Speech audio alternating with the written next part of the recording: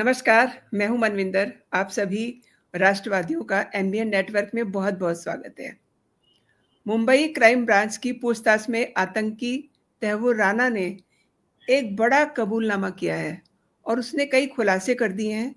मेरे साथ आज बहुत ही खास मेहमान हैं, मेजर जनरल सुधाकर जी। इनसे हम समझेंगे कि आतंकी तैमूर राणा ने जो एक बड़ा कबूलनामा किया है। उसने बताया कि मुंबई हमले के दौरान वो वहाँ मौजूद था और इस पूरे हमले की साजिश पाकिस्तानी सेना और आईएसआई ने रची थी। सच में ये बहुत बड़ी जानकारी है एंड सबसे बड़ी बात ये है कि ये ऐसे समय में आ रही है जब पाकिस्तान में 2 और आसिफ मुनीर के लेफ्ट एंड राइट हैंड, हासिफ सईद और अजहर मसूद, उनको लेकर के एक ड्रामेटिक डायलॉग सामने आ रहा है। बिलावल भुट्टो की ओर से कहा जा रहा है कि पाकिस्तान उन्हें सौंपने के लिए तैयार है। अब एक और बड़ी इंटरेस्टिंग जानकारी आ रही है। आसिफ मुनीर राष्ट्रपति बनने जा रहे हैं। मतलब बहुत सारी जानकारियाँ हैं और जो सीन बन रहा है, इसमें अमेरिका का क्या रोल है, जब इतनी सारी जानकारियाँ आ रही हैं और भारत का इसको किस तरीके से फेस करेगा, भारत पे इसका क्या इम्पैक्ट होगा, तो जनरल साहब से हम समझते हैं। जनरल साहब, बहुत-बहुत स्वागत है आपका शो में। नमस्कार। मनविंदर नमस्कार, तहे दिल से धन्यवाद आपको और आपके जो दर्शकों हैं उनको भी बधाई। और देखिए, ये आज के दिन में जो जियो पॉलिटिक्स का काफ़ी हेवी चर्निंग चल रहा है। चर्निंग इसलिए क्योंकि जगह जगह 1945 के बाद जहाँ जहाँ यूएसए को मौका मिला, आप सबको पता और समझ में होगा कि कोल्ड वॉर 1.0 में बाइपोलर वर्ल्ड हो करता था, डेमोक्रेसी को सपोर्ट करते हुए यूएसए और जो टोटलिटेरियन या अथॉरिटेरियन कम्युनिस्ट कंट्री था वो यूएसएसआर। यूएसएसआर समाप्त हुआ 1991 में। वो भी अमेरिका चाइना का मदद लेते हुए और चाइना तक घुसने के लिए पहुंचने के लिए पाकिस्तान की मदद लिए थे। तो यूएसएसआर को खंडन किया, तो मतलब उसको टुकड़ा टुकड़ा कर दिए थे, जिससे वो सीआईएस पैदा हुआ था। 15 स्टेट्स अलग अलग बन गए थे। तो उसके बाद आप मान के चलिए तकरीबन एंड ऑफ 20th सेंचुरी तो कोल्ड वॉर 2.0 स्टार्ट हुआ। कोल्ड वॉर 2.0 स्टार्ट होते ही सबको यही विश्वास और उम्मीदें थे कि कोल्ड वॉर 2.0 में यूनिपोलर वर्ल्ड यानी कि यूएसए एक सुपर पावर होने के नाते ये अपना डोमिनेंस ये बरकरार रखेगा और दिखाएगा। लेकिन 1991 के बाद जितने भी आप एग्जाम्पल लेते हैं, जहां जहां सिर्फ डेजर्ट स्टॉर्म को छोड़ के बाकी जगह ये जहां जहां गए हैं वहां पे कोई footprint of success, even desert storm में भी आप देखेंगे तो कहीं फुटप्रिंट ऑफ सक्सेस नहीं छोड़ा है। सबसे बड़ी चुनौती आज के दिन में पूरा विश्व में है टेररिज्म। टेररिज्म हिंदुस्तान बोलते रहा, लेकिन हिंदुस्तान को ये सपोर्ट नहीं किए। हमारा डेफिनेशन 1997 में यूनाइटेड नेशन सिक्योरिटी काउंसिल में एक फोल्डर दिया गया है जिसमें टेररिज्म की डेफिनेशन, काउंटर स्ट्रेटेजी किस तरह होना चाहिए, सारे देश मिलकर एक अलायंस बनाना चाहिए, उसको भी एक्सेप्ट नहीं किए। आप सबको पता होगा कि यूनाइटेड नेशन सिक्योरिटी काउंसिल में 5 परमानेंट मेंबर है जिनके पास वेटो पावर है। तो ये 1997 में बिना sanction, United nation security council में बिना सैंक्शन यूएसए और जो एलाइड फोर्सेस है मतलब नाटो फोर्सेस, उन्होंने सर्बिया के ऊपर एयर स्ट्राफिंग किया था। 79 डेज आपको ओपन सोर्स से मिलेगा, एक्चुअली 82 डेज के लिए हुआ है। और उसको चाइना और रशिया सपोर्ट नहीं किए थे। वो अपना जोर जबरदस्ती एक यूनिपोलैरिटी की जो अहम डोमिनेंस है उसको दिखाने की कोशिश में ये स्टेप लिया गया था। इसके बाद धीरे धीरे धीरे धीरे जो नाटो का फाउंडिंग मेंबर 1949 में नाटो बना था कोल्ड वॉर 1.0 में, NATO North Atlantic Treaty Organization. उस समय बाइपोलर वर्ल्ड होने के नाते जो भी कुछ कार्रवाई किया जाता था ऑपोजिंग फोर्सेस से, ये एक दूसरे के खिलाफ ये हमारा उनका डिफेंस तैयारी अख्तियार करते थे। नाटो एक बना यूरोपियन यूनियन के जो कंट्रीज हैं, उस समय यूके एक हिस्सा होता था और America and Canada transatlantic relationship के आधार पर। और उसको काउंटर यह बना था 1949 में। 1956 में बना था वार्सो पैक्ट। ये यूएसएसआर के जो सपोर्टिंग कंट्रीज हैं, जो बॉर्डर स्टेट्स हैं, जैसे लिथुआनिया, एस्टोनिया, लाटविया, ये जो है और 4-5 देश इस तरफ थे के साथ थे। लेकिन देखा गया कि 1991 में उनका जेम्स बेकर यूएस के सेक्रेटरी मिखाइल गोर्बाचोव से जब मिले 9 फरवरी 1990 को, तो मिखाइल गोर्बाचोव का एक था ऑपोजिशन कि ईस्ट और वेस्ट जर्मनी को वो नहीं मिलाएंगे जब तक यूएसए के सेक्रेटरी उनको एश्योरेंस नहीं दिए कि आप चिंता मत करिए, आपका जो टेंशन है वो इसी की वजह से है कि नाटो का जो फोर्सेस है ये पूर्व दिशा की तरफ ये बढ़ती जाएगी और यूएसएसआर का जो आप कह रहे हैं उसके खिलाफ इनकी प्रभाव बढ़ेगा। तो उन्होंने गारंटी दिया था कि ऐसा कुछ नहीं होगा। उसके इसी शर्त के ऊपर ईस्ट और वेस्ट जर्मनी का ज्वाइन हुआ था। ये जो Berlin wall, collapse of Berlin wall बोलते हैं, उस समय ये तोड़ के उसको ज्वाइन किया गया था। लेकिन दिखा गया जब फाउंडिंग मेंबर उनके 12 थे नाटो के, देखते आज के दिन में 32 हो गए हैं। पोलैंड में मिसाइल्स डिप्लॉय हुए हैं, प्लस ब्लैक सी में उनके जहाज और पोर्ट्स आके बनने लगे, सी ऑफ एजोव में इसी तरह मिलिटराइजेशन होने लगा। बोलने का मकसद ये था है कि नाटो और वार्सो पैक्ट का जो लड़ाई है, वार्सो पैक्ट के जो मेंबर थे उनकी डिसॉल्व हो गया 1991 के बाद, तो नाटो फैलती गई। तो इसके वजह से क्या हुआ है कि एक मिसट्रस्ट एक बिल्ड होते रहा। प्यूटिन बोलते रहे नाटो फोर्सेस को, और जॉर्ज बुश प्रेसिडेंट थे 2008 म्यूनिच कॉन्फ्रेंस में कि आप ये बंद करिए। उस समय वो बोलते थे ओपन डोर पॉलिसी, किसके लिए? यूक्रेन और जॉर्जिया को नाटो में ज्वाइन करने के लिए। तो प्यूटिन को बहुत गुस्सा आया था, उन्होंने स्टेटमेंट दिए थे। एक समय ये भी था कि रशिया ज्वाइन करना चाह रहा था नाटो के साथ बिल क्लिंटन के टाइम में, तो वो उन्होंने एक्सेप्ट नहीं किया। तो रशिया को विली नीली एक दुश्मन देश की तरह उसको दिखाते जा रहे हैं। आज के दिन में जो बुनियादी चुनौती है वो है चाइना, इसलिए उनका स्ट्रेटेजिक डॉक्यूमेंट 22, 23, 24 और खासतौर पर 2025 को उन्होंने क्लियरली लिखा है कि यूएसए का कोई भी हरकत या कैपेबिलिटी एनहांसमेंट अगर किया जाएगा, मिलिट्री कैपेबिलिटी एनहांसमेंट, ये सिर्फ एक चीज के लिए, counter and contest China successfully, क्योंकि चाइना अभी हर चीज में यूएसए से आगे बढ़ते जा रहा है। चाहे टेक्नोलॉजी की बात करिए, इकोनॉमी की बात करिए, मिलिट्री का अभी तक हुआ नहीं है, लेकिन कैपेबिलिटी बिल्डिंग इतने तेजी से हो रहा है। जो जितने जहाज वो मान लीजिए 1 साल में 10 साल में यूएसए या नाटो फोर्सेस बना सकते हैं, चाइना के पास काबिलियत है वो 1 या 2 साल के अंदर उसको बना सकते हैं। तो इसीलिए तो देख जिस रफ्तार से ये बढ़ती जा रही है, इनको चिंता होने लगा है। इस यहीं पे आ जाता है थ्यूसिडाइड ट्रैप। थ्यूसिडाइड ट्रैप ये कहता है कि कोई भी एस्टैब्लिश पावर हो, वो कोई चढ़ती या कोई बढ़ती हुई पावर, राइजिंग पावर को चढ़ते हुए वो देख नहीं पाता है या उसको एक्सेप्ट नहीं करता है। तो इसीलिए हमेशा उसका प्रयास रहेगा उसको मुंह तोड़ जवाब या धीरे धीरे इंक्रीमेंटली इस तरफ उसका एक्शन इसके खिलाफ किया जाएगा, ताकि ये जो तेजी रफ्तार से बढ़ते जा रहे हैं उनके आसपास पहुंचने के लिए वहां पे रुका जा सकता है। सो मेन चीज है चाइना के खिलाफ सारे एक्शन हो रहा है। चाइना के खिलाफ एक्शन करने के लिए ये जो किताब मैंने दिखाया, no exit from Pakistan, Pakistan का जब हम चर्चा करते हैं वही लियाकत अली खान या जिन्हा या टू नेशन थ्योरी या लैंग्वेज थ्योरी, यहीं पे हमारा चर्चा पूरा खत्म हो जाता है। लेकिन असल चीज ये था कि पाकिस्तान जियो स्ट्रेटेजिक, ज्योग्राफी और स्ट्रेटेजी को अगर कंबाइन करते हैं ये जियो स्ट्रेटेजिक हो जाता है।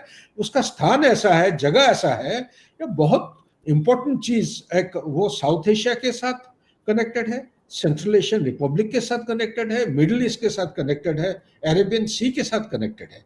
तो क्रॉस रोड बोलते हैं, it is at the cross road of the west, the north, that is Central Asian Republic, and to the south.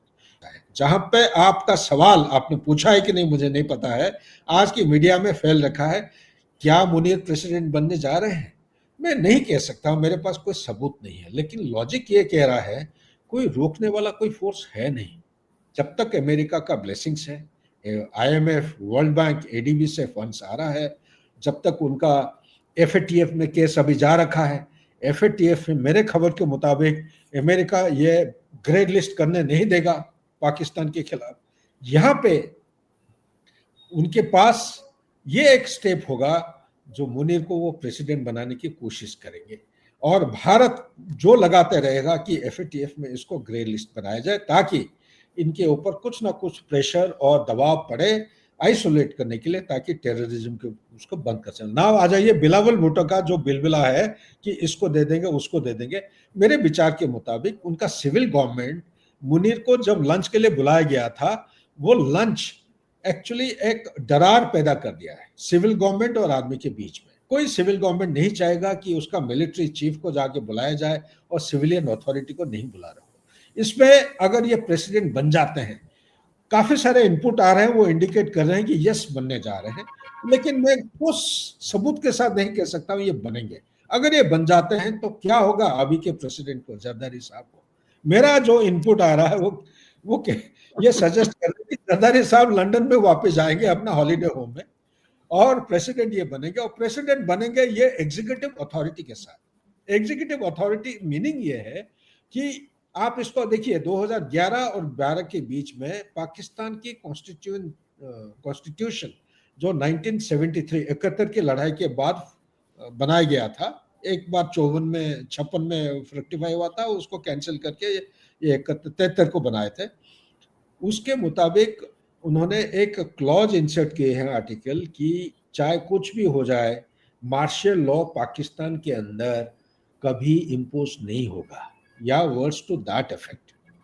Martial law जो 4 बार हो चुका है, अभी वो कैसा नहीं होगा उसकी ये प्रयास और कदम उठाते रहेंगे।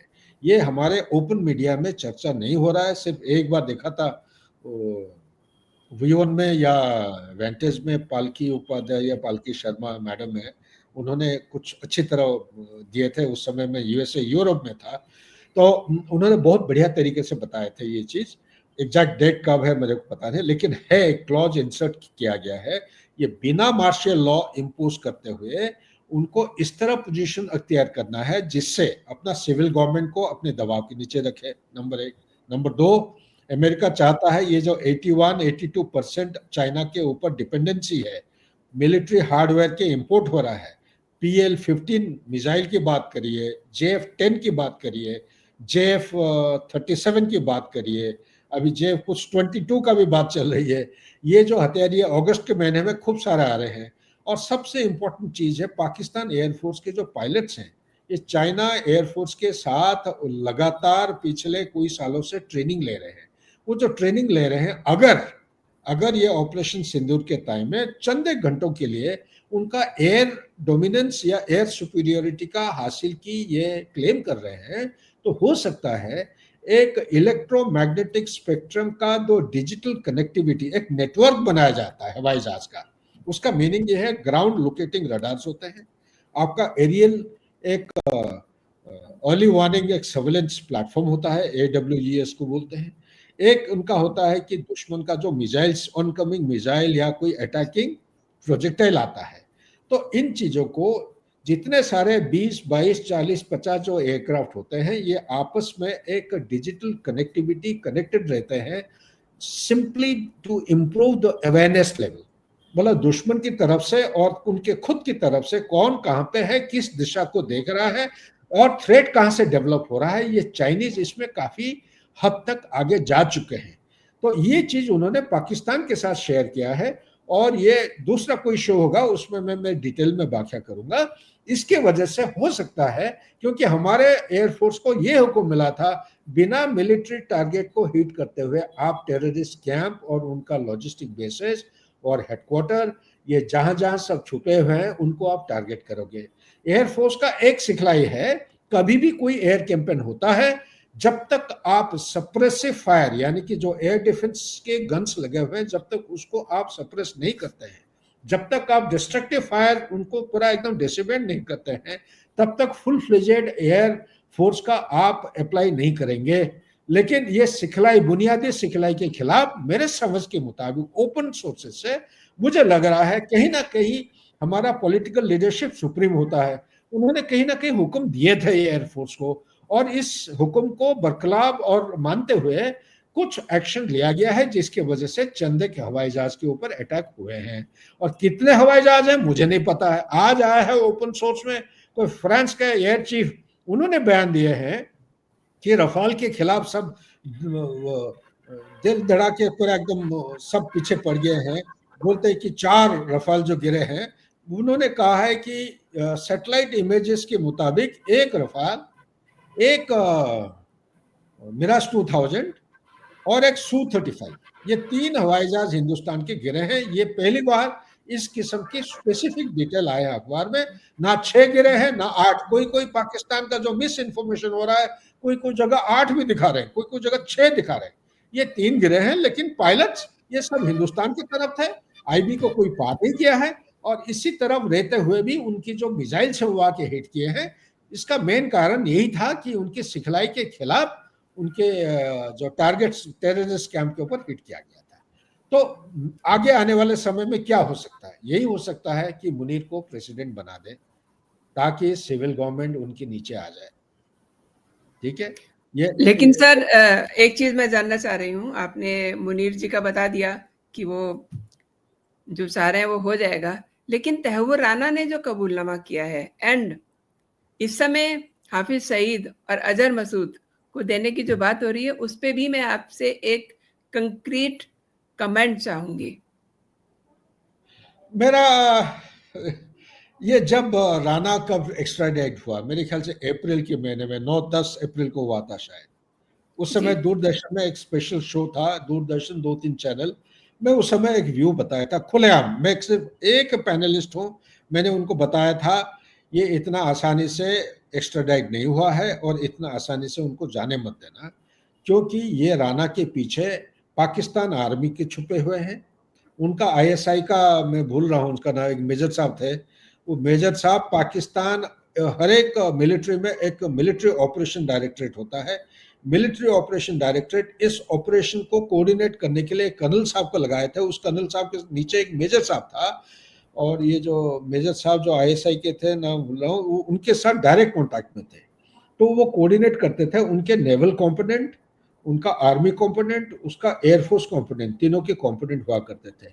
ये इसके बिना कोऑर्डिनेशन आप कराची से लेके या पाकिस्तान के कोस्ट लाइन से लेके पूरा Mumbai off coast of Mumbai आके आप लैंड कर रहे हैं, एक मेन जहाज में आ रहे हैं, मेन जहाज से उतर के छोटे आप बोट में आप आ रहे हैं, सेल करके कोस्ट लाइन पे आ रहे हैं, कोस्ट लाइन पे कोई वेट किया है, वो आपको गाइड करके आपको टारगेट एरिया में ले जाता है।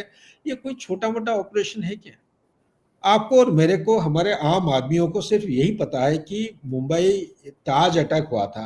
उनको ये नहीं पता है कि कोची भी एक टारगेट था, आगरा भी एक टारगेट था, एक एनडीसी हमारा दिल्ली में भी एक टारगेट था। इस तरह कोई सारे टारगेट, मेरे गिनती के मुताबिक 18 या 20 टारगेट और भी थे। ताज अटैक के बाद उसका सफलता हासिल करते हुए उनको आगे फैलना था, पूरा हिंदुस्तान में ये अटैक करना था, लेकिन हो नहीं पाया। और क्यों नहीं हो पाया? ये इसलिए नहीं हो पाया, ये जब जो पकड़ा गया था जिंदा, क्या नाम है, कसम, कसम के हाथ में एक लाल रंग का रोली बोलते हैं ना, ये हिंदू ये जी में बांधा हुआ, जी जी ठीक है, वो इसको एक हिंदू टेररिस्ट के टेररिज्म एक्ट की तरह वो साबित करना चाह रहे थे।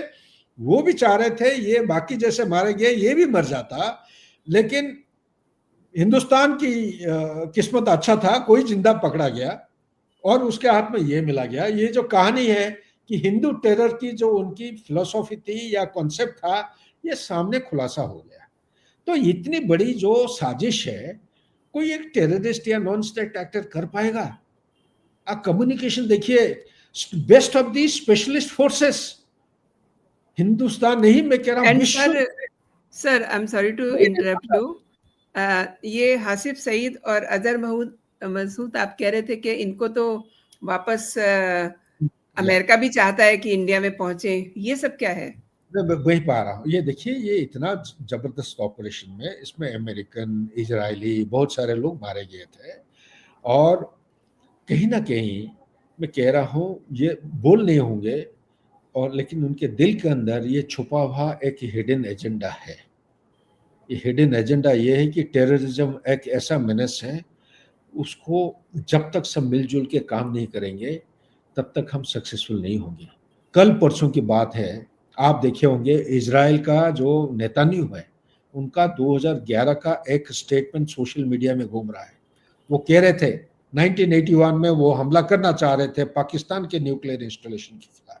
उसके बाद 96 या 98 में फिर से वो हमला करना चाह रहे थे पाकिस्तान के खिलाफ। अभी वो प्लान करके बैठे हैं, वो करेंगे और हिंदुस्तान का मदद लेंगे, पाकिस्तान के खिलाफ वो हमला करेंगे। ये छोटे छोटे इंडिकेशन आ रहे हैं बहुत बड़े चीज के लिए। तो इसको खुलासा अब इनिशियो करना कोई मिलिट्री स्ट्रेटेजिस्ट के लिए एक सही नहीं होगा।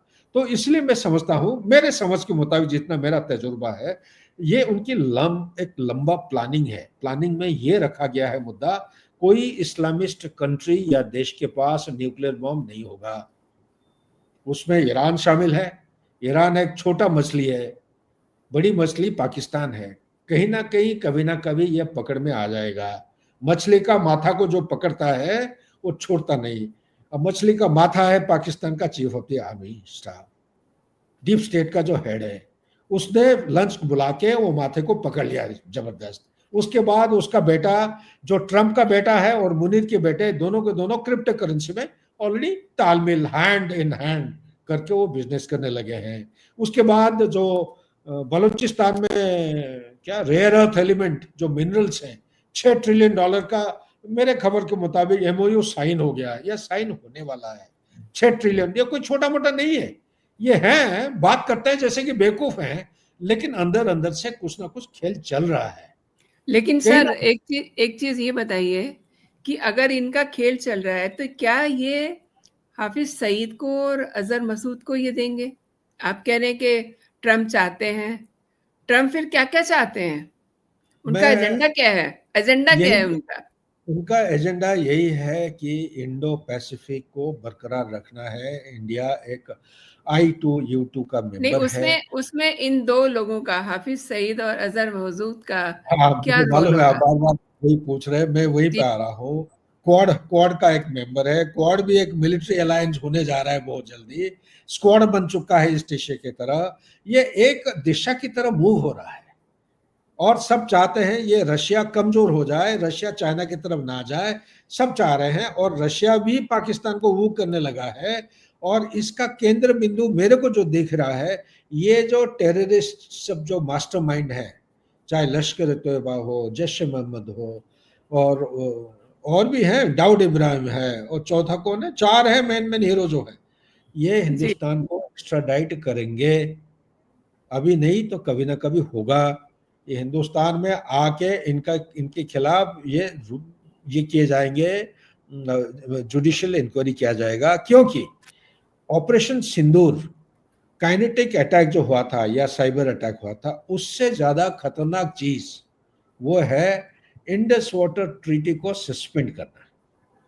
ये जो पानी को हमने रोक दिया है, उससे ये पानी पीने के लिए नहीं, खेती तो होगा ही होगा, नहीं पीने के लिए भी नहीं होगा इनके तो पास। व्हाट यह डू हाल। यू वांट टू से कि मतलब ये दोनों लोग जो हैं पानी के लिए भेजे जाएंगे कि भैया तुम जाओ पानी हमें मिल जाए? और कोई उपाय नहीं है मैडम, ये आना ही पड़ेगा बहुत जल्दी। अभी आगे देखिए नरेंद्र मोदी जी क्या और क्या करने जा रहे हैं। और अभी तक सारे किताब के सारे चैप्टर खोला नहीं है, ये पहली चैप्टर में बैठे हैं। बहुत कुछ चीजें होने जा रहे हैं। अभी जो हमारे मिलिट्री कॉम्पिटेंट एयरफोर्स और आर्मी के इस्तेमाल हुए थे, अगर नेवी का चल चल देते हैं तो आप मान के चलिए पाकिस्तान पूरा राख हो जाता पूरा एकदम। कराची उनका गेटवे है। कराची ये पूरा चंद एक मिनट के अंदर अगर हुक्म दे देते, एक मिसाइल हिट करता, तो कराची हार्बर जो है पूरा डिस्ट्रॉय हो जाना था। तो वो हुआ नहीं है। ये तो छोटा सा एक मिसाल में दिया हूं, और बड़े बड़े चीज अभी हैं हमारे पास। आपको सिर्फ ये पता होगा कि 9 टेररिस्ट कैंप को हमने हिट किया है, 11 एयरफील्ड को हिट किया है। किसी को नहीं पता होगा कि 11 से ज्यादा एयरफील्ड को हम हिट किए हैं, 26 के करीब। मतलब 15 और है, उसकी गिनती कोई नहीं लिया है। ये इनके प्राइम मिनिस्टर साहब, मैंने सुना था कि यूएसए में था, इन्हीं का कोई वीडियो क्लिप भेजा था मेरे पास। वो खुद ही बोलने लगा रहे यहाँ भी हिट हो गया, उधर भी हो गया, चोर भी हिट हो गया। इसका मतलब डेफ्थ एरिया में खूब जबरदस्त हुआ है। हम उनकी हिसाब किताब नहीं ले रहे हैं क्योंकि हमारे पास एविडेंस नहीं है। एविडेंस के बिना अगर कुछ बयान देते हैं, हमारे देश के अंदर जो शत्रु हैं वो पीछे पड़ जाते हैं कि आप बड़े बड़े चीज बालाकोट का बोला, ये नहीं हुआ। आपने बिल्कुल सही कहा क्योंकि गिनती तो वो करेंगे। हमारे सीडीएस बिल्कुल। साहब ने यही कहा था ना, गिनती वो करेंगे, हमारा काम नहीं, हमने अपना एक्शन कर दिया। बस बस। मैडम नूर खान का जो हिट हुआ है, 2 फुट बाय 2 फुट में, इतने जो एरिया है वेंटिलेटर, 600 किलोमीटर दूरी से 8 मैक एक मिसाइल आके अंदर पेनिट्रेट करके अंदर 100-150 लोग कॉन्फ्रेंस हॉल में बैठे हुए थे, उनकी तर्क वितर्क चल रहा था, कोई एक वॉर गेम चल रहा था, सबको बर्बाद करके 40 मीटर बाय 40 मीटर का एरिया पूरा राख हो गया है। उसको कैसे वो बना रहे हैं? Are they doing it? उन्होंने तारपुलिन ला के ऊपर से छुपा दिया। ये सैटेलाइट इमेज कह रहा है, मैं नहीं कह रहा हूं, मैं तो सिर्फ असेसमेंट कर रहा हूं बस। ठीक है ना? तो ये तो सिर्फ एक का एक उदाहरण दे रहे हैं। ये इनका हर एक देश में जहां पे न्यूक्लियर हथियार होते हैं उसको बोला जाता है nuclear command, NCA, command authority. यहाँ पे command, control, coordination, surveillance, intelligence, ये सारे चीजों को जोड़ के मिल माल के एक ही एक एजेंसी बनाया जाता है ताकि इसके ऊपर कोई ढीलापन ना हो जाए।